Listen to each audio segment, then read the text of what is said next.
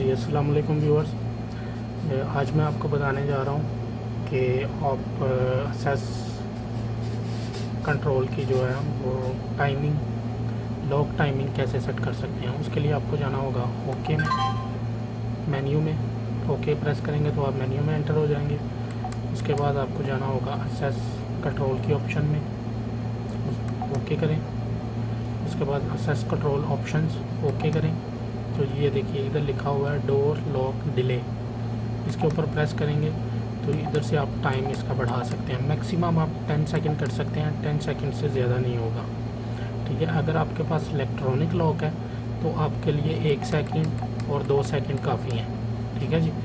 अगर आपके पास magnet lock है तो आप यूज़र डिफाइंड में जाएं और इसको 10 सेकंड 8 सेकंड जितना आप करना चाहें आप इसको टाइम जो है ना लॉक का बढ़ा सकते हैं। तो मेरे पास इलेक्ट्रॉनिक लॉक है इसलिए मुझे 1 सेकंड ही काफ़ी है इसको खोलने के लिए। मैं 1 सेकंड रख रहा हूँ।